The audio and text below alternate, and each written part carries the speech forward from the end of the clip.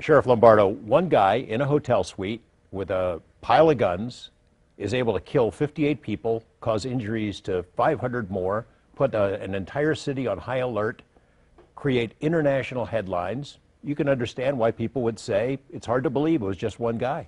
Yeah, it's hard for me to say that. And you know, in the previous press conferences, you've heard me talk about, you know, this guy had to be a super, I think I described him as a yahoo in order to pull this off on their own. You know, somebody had to know something was going on, or he had assistance in some form or fashion. But the investigation up till now has proved different.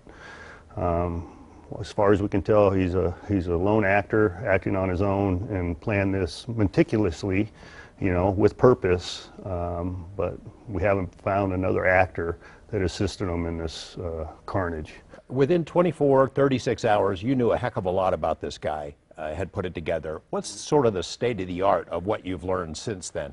Well, you know, 24, 48 hours we did, and it was nondescript. He was I believe it was described as vanilla in some of the newscasts, but I could use that word vanilla with him because he wasn't on our radar. He wasn't on the federal database radar. He wasn't on our local radar. He wasn't even in our criminal radar. My understanding, he had 2 previous traffic citations, and that's just about it. We've learned that he had some success via real estate, either management or sales of real estate.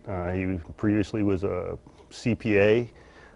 He had some various jobs, lived in various places, but he became a prolific gambler, and then over time he's gone up and down in his wealth associated with gambling and real estate and everything else that he chose to do. But you know, since 2015, September of 2015, he's lost a significant amount of wealth, and I think that might have a determining factor on what he determined to do. You know, that first day when we were hearing a description of his background, he sounded like a spook, like a spy. He's got a lot of money. He travels around. He disappears for months at a time. He clearly had some kind of knowledge about guns based on what he did. He had his own plane. He sounds like James Bond. Yeah, I wouldn't give him that descriptive or that title, but I think it's just because he was just, you know, working in the shadows and nondescript, wasn't out in front of the spotlight. You know, we were a little confused by that. You know, even his electronic history, you know, when we went through all his computer systems and everything else, it was really nondescript. So it's you know, I guess you could say spook, but through our investigation, we determined that's not the case, obviously. But he was nondescript. I mean, he's a guy who kind of slips between the raindrops, right, on exactly. purpose. I know you work with the FBI on this case. They've been hand in hand with Metro in trying to put together a picture of this man, and the FBI profilers are the best in the business. Can you share anything about their insights into what made him tick? You know, I would agree with that descriptive of the profilers. I was duly impressed when they gave us their initial assessment. Obviously, they're still going through it, through interviews with the family members and Mary Lou Danley and other people associated with this individual's life. But it was, he had a narcissistic personality. Determined also he was going through currently probably some bouts of depression. But he was status driven. This individual was status driven based on how he liked to be recognized in the casino environment and how he liked to be recognized by his friends and family. So obviously that was starting to decline, and you know, in a short period of time, and that may have a determining effect on why he decided to do what he did. I mean, compared to us, he's a big-time gambler. He was spending hundreds of thousands of dollars. But, Yeah. you know, in the Las Vegas picture, he's not a whale, but he expected to be treated like that based on stories of how he interacted with employees. Yeah, I would say that. I don't know what a big gambler is. Obviously, I don't, because I don't gamble. But I gamble on myself. That's about it when I play in golf. But I don't know. I don't know in the casino environment whether he was considered a big gambler or not. I think in his own mind he believed himself to be. If you look at the numbers that he did gamble, he was pretty prolific, but he was going in the wrong direction. So I don't know if that had any effect on what he decided to do. You've said in news conferences that something seems to have set him off in October of 2016 because that's when he accumulated even more guns. What do you think it was? I don't know. We're going through, we're doing an autopsy, obviously, on the pathology on his brain. The coroner is in the process of having that completed, which takes some time. So we don't know if he had a mental defect that caused him to all of a sudden change the way he was going to conduct himself or what he was going to do into the future that we all know about. But there had to be some trigger point. And you're right. He started purchasing weapons in a short period of time and a large number of weapons. So there was something that popped his trigger or caused him to go that direction. And we have yet to determine what that is. I actually hope we find something in the pathology of his brain that help us understand this. I mean, the grim reality is you may end up with no clear motive at the end of this. No, we're still in the process of talking to his girlfriend, Mary Lou. She's still being actively interviewed. Matter of fact, this week she's being interviewed again, but we haven't had that one salient point, that trigger point to identify what made him snap. But we're saying what made him snap. Obviously, he took a long time to think this out and processed, obtained the weaponry, the logistics, and thought out the plan and everything else associated with it. So it may be a longer term issue that made him snap, per se, but we may not find out.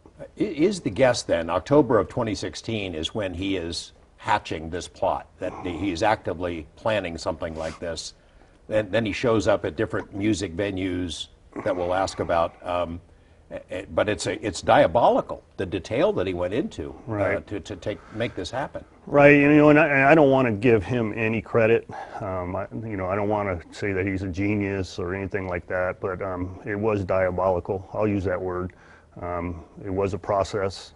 He was purposeful in concealing his actions, purposeful in not, conveying what his plans were to other people. At least we haven't been able to determine that. So it was a thought-out, long process. But the particular October of 2016, what was the triggering point that said, all right, now I'm going to start assembling logistics? Him going to these other locations where music venues were and large crowds were gathering, including Life is Beautiful downtown. Trial run? Was he just sort of scoping it out? Did he have weapons with him at those venues, or what do you make of that? Well, I can't speak to any of the other locations, whether he had logistics with him or not. And when I say logistics, firearms or resources, it doesn't appear so. But as far as Life is Beautiful, the electronic footprint that we've gone through doesn't give us any indication he was going to complete his act there. Maybe it was an evaluation, maybe it was a test run, maybe he got spooked. There's a lot of different theories associated with that. And it could have very well been his spot that he was going to do his actions, but it just didn't pan out for him. But as far as review of the video and everything else associated, he was never in the company of another individual. We didn't have indications of large bags being carried into the area. So, it's hard to put it together. His knowledge of firearms. I mean, he collected guns. He had guns for a lot of years. Suddenly he buys a whole bunch more. And people have speculated he must have really known his stuff when it comes to guns. I've seen statements from former military snipers who said, not really. I mean, what he did, he wasn't acting like a sniper, except for maybe when he was shooting directly at Metro officers. He was just spraying. It takes no expertise to do what he did. I agree with you. I agree with the people you talk to. Anybody can walk into a gun store and say, hey, give me the newest, the coolest, and the baddest weapon. And, whoever's standing behind the counter can provide you that. It doesn't mean you have the knowledge associated with it. But the situation that presented to him, in other words, you had a music venue, a concert venue, with several thousands of folks corralled basically by security fencing. It wasn't difficult to accomplish what he did. So as far as having expertise in weaponry, and you've heard the out there in the public forum talking about he did ranging with scopes and all that stuff. None of that matters. The fact that you have a psychotic individual, a crazed individual in possession of a high capacity firearm shooting into a crowd, it's fairly simple. So, and the one thing about that mindset that we talked about, George, was it was very easy for this individual to disassociate from their victims because of the distance. He's not looking at somebody in the eye. He's not seeing the damage that he's causing because it's so far away. So he's just randomly shooting into a crowd, causing this carnage. The girlfriend, she's been interviewed a couple of times. You said that she's going to be interviewed again. In general, do you believe her account of things, that she had no idea this is coming, that he sent her away? She thought he was breaking up with her, sent her a bunch of money, that she had no inkling that this was coming?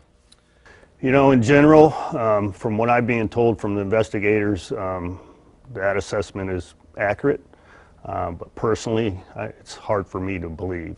It's hard for me to believe that an individual, I think my last count was 48 or 49 weapons, would be amassing an armory such as that with some sort of evil intent on the end. There's a lot of people that have hundreds and hundreds of guns, but for this individual to do it at a certain point in time and to do it all with such robust action, you would think that Miss Danley would have some information associated with that. But currently, we haven't been able to pull that out of her, if it's in her. But I have confidence in the investigators. She's not in custody, but I would guess that somebody's keeping an eye on where she is. Yeah, I would agree with that. Can I call her, I know it's an amorphous sort of term, but a person of interest she's been described as? Is that still the case? Yeah, I would still use that term. The Paddock family, we know about the father's history. Bank robber and, criminal, busted here in Las Vegas. Is that related to how his sons ended up? We know that Stephen Paddock's brother was arrested on some serious charges, that Stephen Paddock himself, what he did. The other brother, who's been on television a lot, you get a weird vibe from the public statements that he's made. Is it something genetic? Is it something Dad passed on? What's your guess? Well, I don't think you're going to rope me into that assessment. The proverbial apple falling from a tree. It's I can't. I would get killed in the mental health world if I said that. But it is strange as you describe it. The issues that are coming to light as we interview the family even further and further. But none of it rises to the level of going up in a hotel room and shooting at thousands of people, hoping to create, as much carnage as you possibly can. None of that rises to that from what you described. But as far as the family being of sound mind, that's yet to be determined. The brother has had a couple of news conferences in front of his house and made statements. Right. I've seen those. Give me your impression. What comes out at you? Manic. You got to remove some of it because obviously it's his brother that's created the largest shooting in our history. But it's so a lot of his statements associated with that. There's got to be some understanding with that. But he continues to talk and continues to, I would describe, dig a hole. You can see that there's something associated with the family. You mentioned about no one saw any bags going into the hotel. How did he get all those guns into his room with nobody noticing? Did he have any help? You know what? I wouldn't say nobody saw him bringing bags in the hotel. People saw him. Obviously, people saw him. But 10 to 15,000 people a day go through those doors, depending on which casino it is. And was he doing it over a period of several days, which would not bring attention to him? I would make that assessment. But there was nothing that stuck out in people's mind. They had experience with this individual. They knew him. Most of the people in the casino environment knew him there. He's been there a frequent flyer, per se, in almost every major casino on the Strip. But something that would make them see something, say something, I can't testify to that or present that to you because I don't know what they saw. But it's just troublesome that he had the ability to bring that many weapons into a room and that we didn't pick up on it. He found a crease. Yeah, a crease is a good word. But I don't want anybody perceiving that MGM and Mandalay Bay didn't do their job. Could have been prevented. It could have been prevented on many levels. Mary Lou Danley, his brother, anybody that may have some modicum of information that would presented this individual's state of mind. But apparently, right now, we don't know that. Talk about the timeline a little bit. You decided early on, right after this, that you were going to be as transparent as possible. You had multiple news conferences every day. Why did you make the decision to go that direction, and do you regret it? Well, no, I don't regret it. Hindsight's 20/20, but there's a couple things I would have done different, but I don't regret anything that I did. I think it's important for the public, not me. The transparency piece is not me. It's for the public to understand whether they are safe or not. And I think that transparency dictates me to do what I did. I think it's important for people to feel comfortable. People are worried. You said it right up front. Was there multiple shooters? Is there somebody helping? And I think it's important to get that information out to help people understand their environment. And unfortunately, well, it wasn't unfortunate. None of the times were inaccurate. It's just the script associated with the time was inaccurate. What exactly happened associated with that time. So I think the most important piece is that we responded very fast. Security helped us in every aspect, and that we saved a lot of lives. You said up front, and no one heard it, apparently, or a lot of people didn't hear it. Look, this timeline's going to change. We're still gathering information. The sequence of events will change. It did. That generated all kinds of conspiracy theories, but, I mean, you said it in the beginning. Yeah, Monday morning quarterback's real easy, especially in a crisis situation. Everything's dynamic.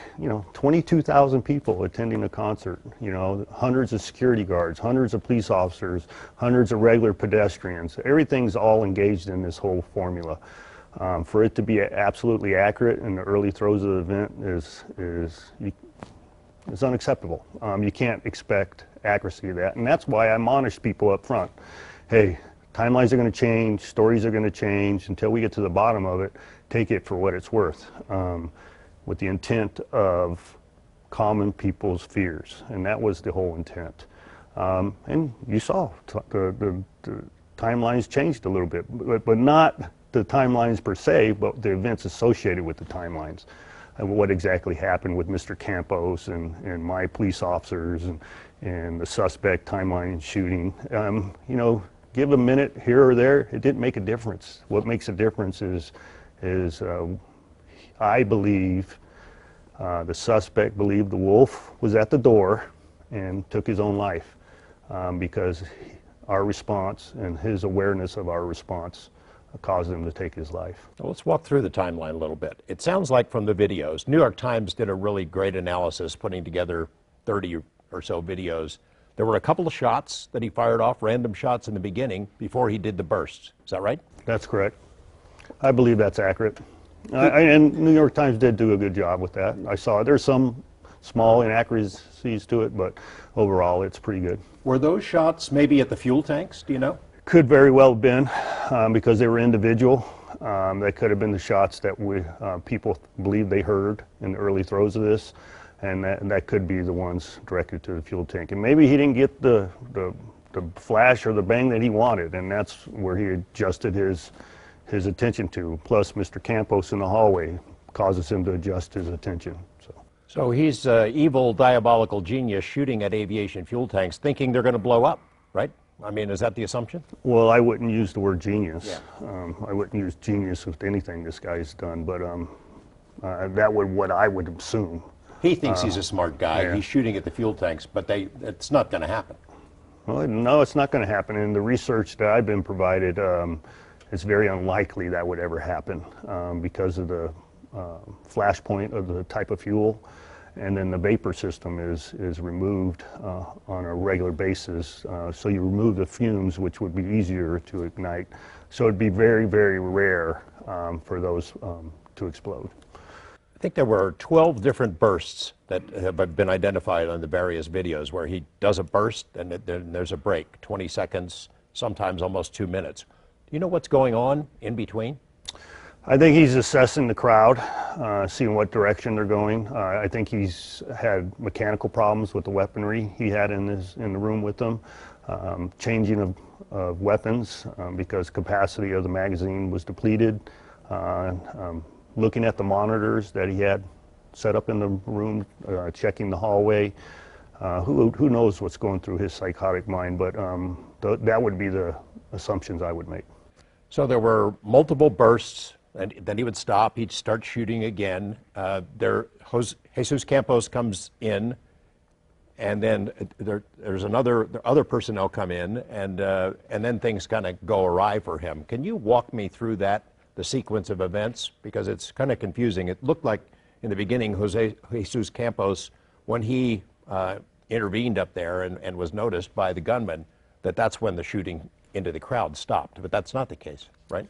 No, so if we back up a little bit, because I want to make sure this is accurate. Sure. and people don't construe my words or think I don't know what the hell I'm doing. But there is a notification of an open door. Obviously, an open door being any customer that has a hotel room. If the door is open for a certain period of time, engineering or security gets a notification. Mr. Campos is sent to evaluate the open door. He had addressed another open door on another floor. He goes to the stairwell to ascend to the 32nd floor in order to address the open door on that floor when he encounters a blocked door at the stairwell doorway. And now we know that it was barricaded by the suspect. Subsequently, he ascended to the next floor, made entry into the hallway, went down to the elevator bank, got down, and then went on the 32nd floor, and then he had encountered the suspect. He received a leg wound. And then he attempted to contact his dispatch.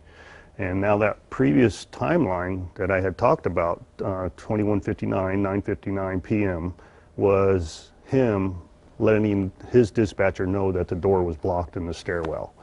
So subsequently, you have a couple minutes of him, going up, going down, elevator, back down the hallway, and then he encounters the suspect. He receives a wound. He attempts to go through his radio, and then he also confirms his communication with dispatch via his cell phone. Hey, I've been shot at. I believe there's an individual in a certain room shooting out, active shooter. He doesn't know whether it's out into the festival or whether it's just strictly at him. And that's no fault of him because he's dealing with the individual in the hallway. And subsequently,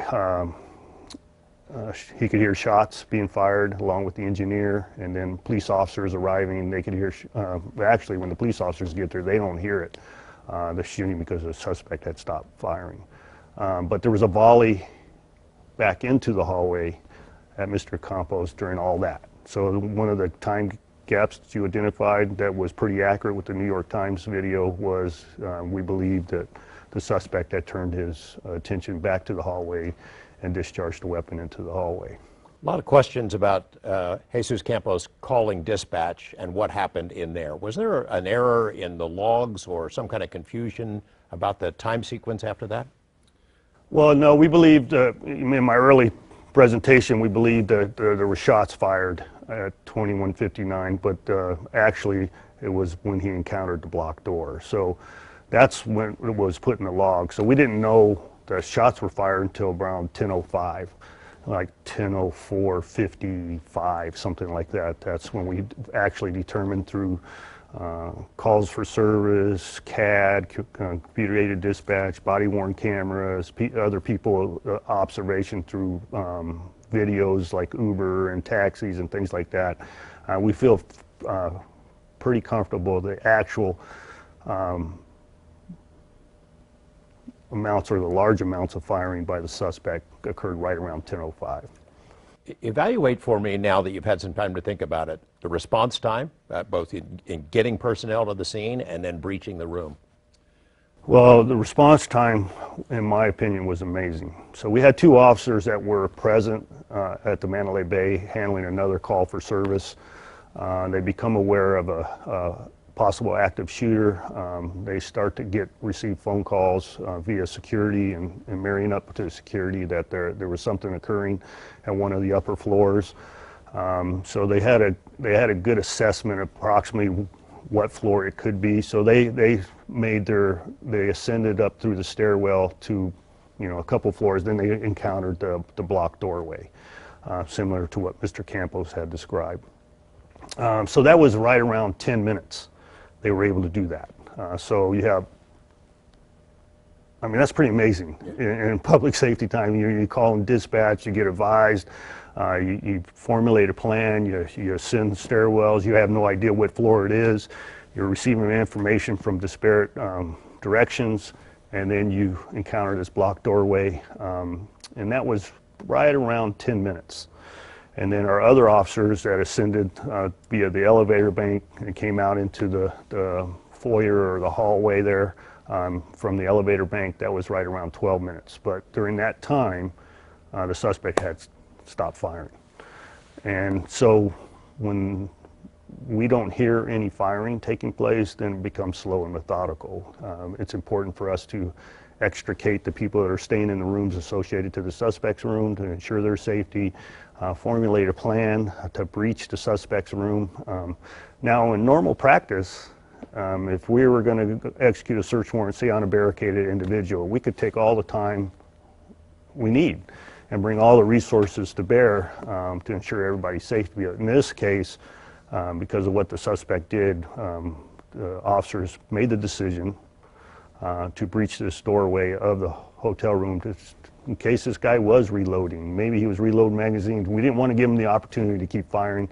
And then when they made entry, they found out he had committed suicide. You know why he did that? What's your guess? At what point he just made that decision? Because as we're going to discuss, he had plans, at least a plan, to get out of there. I don't know if it was a plan. I don't know if it was a plan to get out of there. And we could discuss it. But maybe he felt like he accomplished what he needed, what he wanted to accomplish.